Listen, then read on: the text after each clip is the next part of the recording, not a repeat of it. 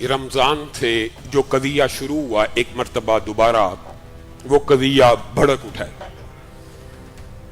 اور وہ بھڑکنے اور اس جنگ کے ہونے نہ ہونے کی بحث الگ ہے۔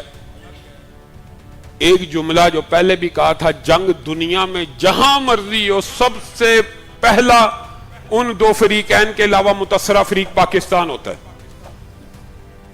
پٹرول کی قیمت جنگ وہاں ہوگی بڑھے گی یہاں، اور اب پٹرول کی قیمت ہفتہ وار یا مہینے وار نہیں، ہر روز کی بنیاد پہ ایک ایک دو دو تین تین روپے والا فارمولا لگا دیا ہے کہ اکٹھا 50 روپے بڑھانے سے احتجاج ہو جاتا ہے۔ ہر روز 2 روپے بڑھاؤ، ایک ماہ میں 60 روپے 70 روپے بڑھا دو، کوئی فرق نہیں پڑے گا۔ یہ ظلم ہے، اور جنگ جس انداز میں بھڑکائی جا رہی ہے یہ بھی ظلم ہے۔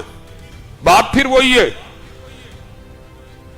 گئے دن کے تنہا تھا میں انجمن میں، یہاں اب میرے رازداں اور بھی ہیں۔ جس وقت ہم نے اس بات کو اٹھایا تھا نا کہ حملہ اسرائیل کرتا ہے، حملہ امریکہ کرتا ہے، اور جواب سعودی عرب، کویت اور قطر کو دیا جاتا ہے، اس وقت پورا معاشرہ انٹلیکچوئلز ہمارے در پہ ہو گئے تھے۔ آج لوگوں کو بات سمجھ آ رہی ہے۔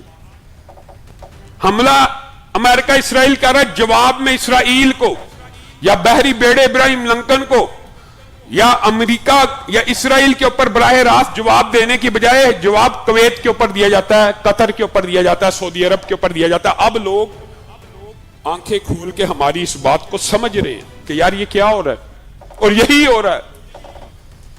یمن کے حوثی باغیوں کو، جو کسی سے ڈکی چھپی بات نہیں ہے کہ ایران کی پراکسی ہے، ان کو انگیخت کیا گیا سعودی عرب کے بحری بیڑوں پہ حملہ کر دو، سعودی عرب کا محاصرہ کر لو۔ حوثی باغیوں کا یہ جو گندا اور گناؤنا کردار ہے مسلمان ریاستوں کے اوپر حملہ کرنے کا، اس کو کبھی فراموش نہیں کیا جائے گا۔ جنگ کی آگ بھڑکانے کے لیے باتیں بڑی طلح ہیں، اور مقتدر حلقوں کو اور انتظامیہ کو پتہ ہے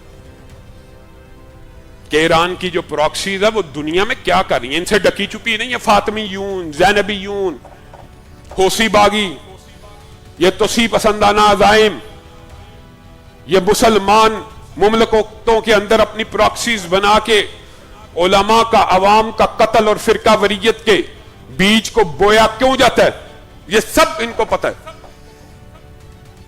اور لیکن افسوس بے شمار سوہن ہائے گفتری، خوف فساد خلق سے نہ گفتہ رہ گئی۔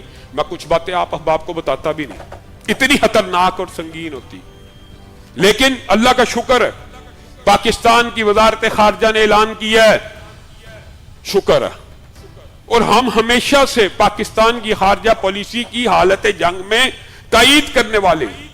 پاکستان کا سعودی عرب کے ساتھ دفاعی معاہدہ ہے تو ہے۔ وزیر خارجہ نے بھی بیان دے دیا، وزارت خارجہ نے بھی سٹیٹمنٹ جاری کیا کہ یمن کے حوثی باغی بعد آ جائیں، اگر سعودی بحری بیڑے پہ حملہ کریں گے ہم بھی جنگ میں کودنے کے اوپر مجبور ہو جائیں گے۔ ایران تو ایک عرصے سے چاہ رہا ہے کہ مسلمان ممالک اس جنگ میں کود جائیں، کسی بھی طرح عربوں کا بیڑا غرق ہو جائے۔ عربوں کی دانش دنائی، محمد بن سلمان اور دیگر حکمرانوں کی عقل مندی نے ابھی تک جنگ کو روکا ہوا ہے، لیکن ایران حملے کرنے سے باغ نہیں آ رہا، حوثی باغی حملہ کرنے سے باغ نہیں آ رہے۔ ہم جمعیت اہل حدیث پاکستان کی طرف سے، پاکستان کے اہل حدیث، اہل سنت نوجوانوں، علماء کی طرف سے، ہزاروں مساجد مدارس کی طرف سے، اور پاکستان کی وزارت خارجہ کی طرف سے حوثی باغیوں کو یہ پیغام دینا چاہتے ہیں، اپنے اس گندے اشتعال انگیز رویے سے بعد آ جاؤ، ورنہ پاکستان کی فوج بھی اس جنگ میں کودے گی، اور ہماری ہر طرح کی اخلاقی، مالی، جانی، سفارتی، سوشل میڈیا کے اوپر جتنی بھی سپورٹ ہوگی سعودی عرب کے ساتھ ہوگی انشاءاللہ۔